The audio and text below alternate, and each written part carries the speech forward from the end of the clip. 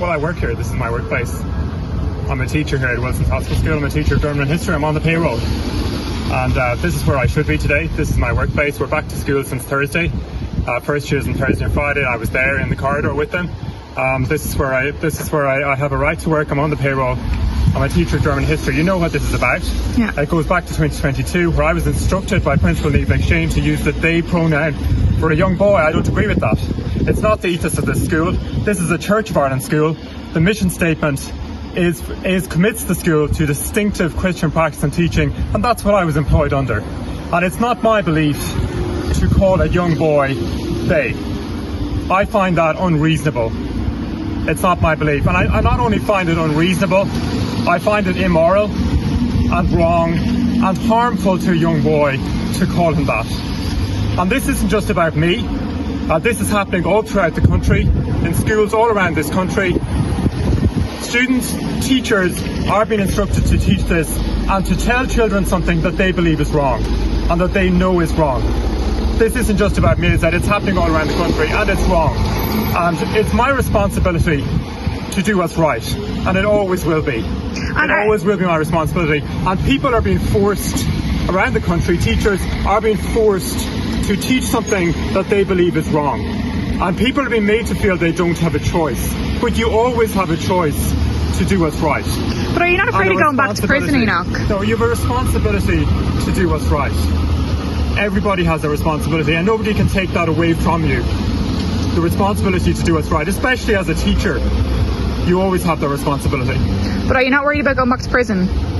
I am here to do my job, and you know yourself, this is my 8th year now teaching at Wilson's Hospital School, and 4 of those years, starting in 2022, 23, 24, and now 2025, I have come back and had to stand essentially either in the corridor or outside the door.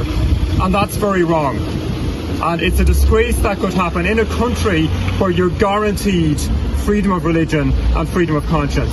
And this year, as you well know, not only do I have to stand in the corridor and am I being stopped from teaching and doing my duty, but my salary has been stripped from me. And I still get paid. I mean, I could show you, I have in my pocket here my pay slip. So I'm still on the payroll. This is from earlier this month. I'm still on the payroll here at the Department of Education.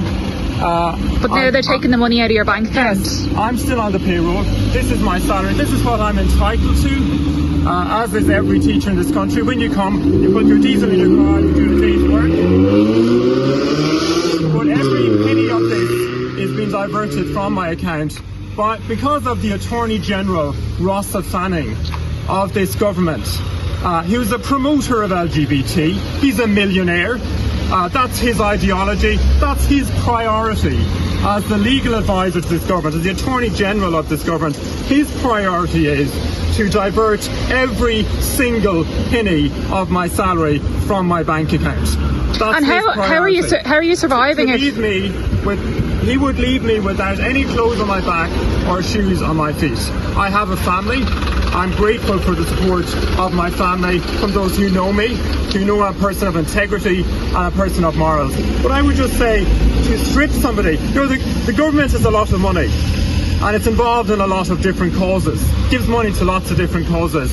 But its priority when it comes to religious belief is to take the money, to take every single penny from people who have a religious belief and who have a conscientious objection to something that's wrong. And how I would say simply, that's a long way from Article 44.2.1, which says that freedom of religion and freedom of conscience is guaranteed to everybody in this country. And how are you surviving? Obviously you mentioned that your money's being taken out of your account. Is it family and just support? Look, I've said already, every penny of my money has been taken from me. I'm grateful for the support of my family, of those who know me. If I didn't have a family, where would I be? Well, Rossa Fanning's desire is that I would be essentially hungry and thirsty now and barefoot walking down the street as a teacher who had a conscientious objection.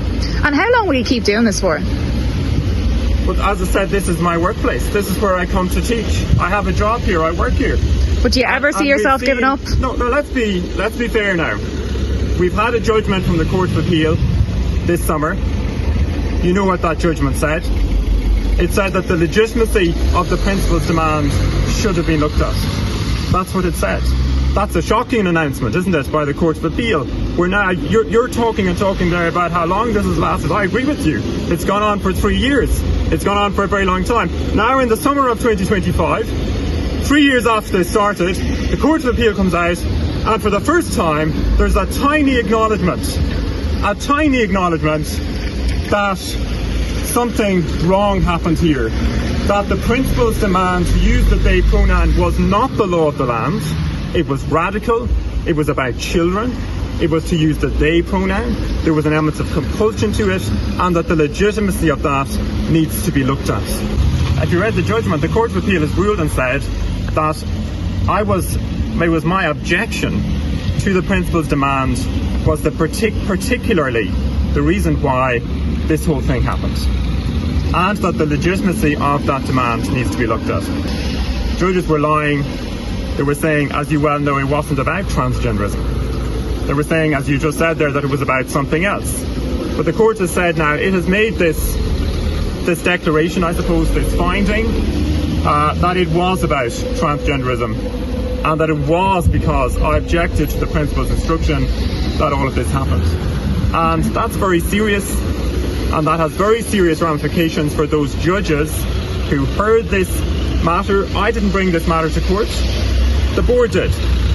They went into the High Court, and when it came before Judge Siobhan Stack, and later when it came before Judge John Edwards of the Court of Appeal, lies were told. And those judges said it was nothing to do with transgenderism, that there was no evidence whatever that it was about my religious beliefs. And for the first time this summer now, we have the court at last, albeit belatedly, beginning to say something different, that it was about transgenderism.